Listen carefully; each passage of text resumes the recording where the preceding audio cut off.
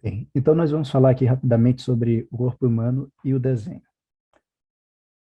A representação do corpo humano, ela é feita desde o período pré-histórico. Sempre o corpo humano foi objeto de grande interesse nos artistas, porque conhecendo a forma humana, o corpo humano, ou representando, a gente consegue contar história, a gente consegue nos entender melhor, nos enxergar melhor, enxergar o outro melhor.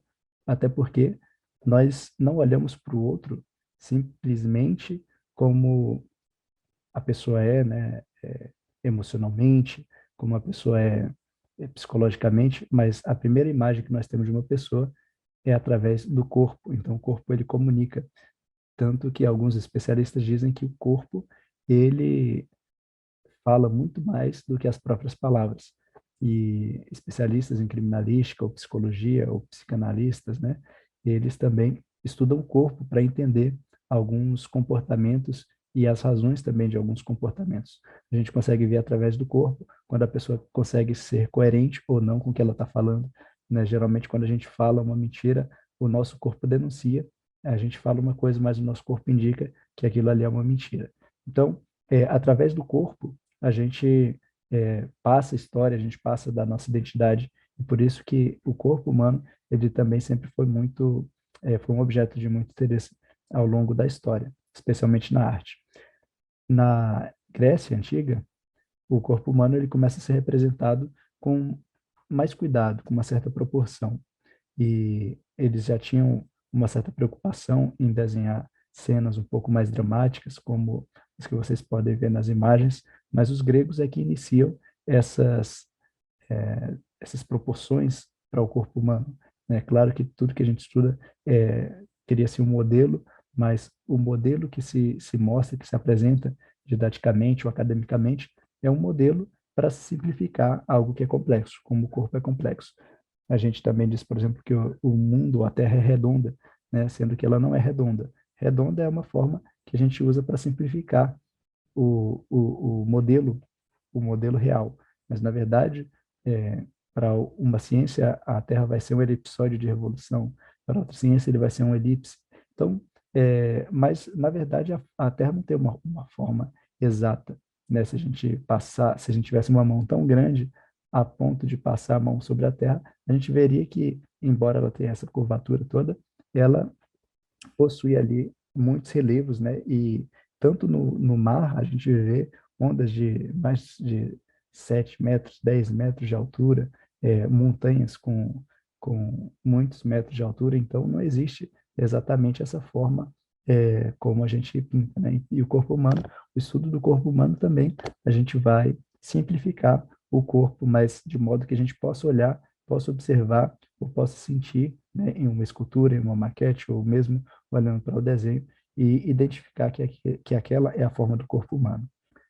Já na arte bizantina, depois que os romanos começaram a dominar, né, os romanos dominaram a Grécia e posteriormente entrou a religião cristã no meio, a arte ela teve um certo decaimento, né, e as imagens de pessoas passaram a ser a ser mais padronizadas, né? As imagens eram muito parecidas e a gente pode ver aqui em alguns mosaicos, né, como a imagem da figura humana, ela começou a ficar um pouco menos parecido com o real, né? Era apenas uma representação, tinha todo um significado, mas já não era mais aquela preocupação com o corpo realmente como ele é.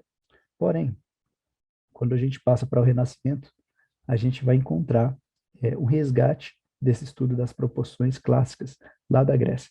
A gente tem o exemplo de Leonardo da Vinci, que desenhou, por exemplo, aqui ao lado esquerdo, a gente tem a imagem do homem vitruviano. Essa imagem do homem vitruviano, ela é a imagem de um homem com aparentemente 4 pernas e 4 braços, mas na verdade é o mesmo homem com, tecnicamente, esses membros se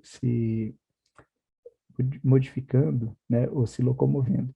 E aí a gente vê, então, a proporção do corpo através dos estudos de Leonardo da Vinci.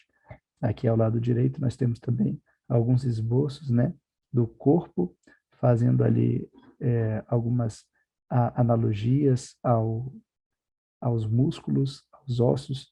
Então, toda essa estrutura foi resgatada no Renascimento. Michelangelo também foi um dos responsáveis pelo resgate do desenho do corpo humano, e a gente tem a imagem de Michelangelo da criação do homem no teto da Capela Sistina, no Vaticano.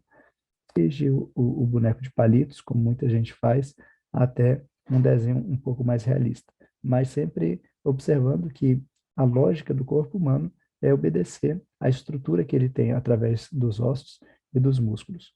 Quando a gente não desenha o corpo exatamente de frente ou exatamente de lado ou parado assim, a gente usa a técnica chamada escorço. E alguns artistas usaram muito essa técnica. É a técnica de representar o corpo visto de um determinado ângulo, que não é exatamente de frente ou de lado, né? Uma pessoa abaixada, uma pessoa pulando, uma pessoa deitada, né? Tudo isso daí mostra o escorço, como a gente pode ver aqui na Lamentação sobre Cristo morto, de André Mantegna. E a gente também tem um dos grandes, é, pro, um dos grandes artistas que proporcionaram, né, ou que utilizaram a técnica do escorço, que foi Caravaggio. E aqui na imagem à direita nós vemos o sepultamento de Cristo, onde mostra os discípulos e algumas pessoas aqui lamentando a morte de Jesus. Então aqui nós temos um vídeo que você pode assistir pelos slides. Ao lado esquerdo nós temos aí também um esquema bem rápido da divisão das partes do corpo, como nós aprendemos em sala de aula. E essa foi a nossa aula sobre o corpo humano e o desenho. Um grande abraço para você e até a próxima.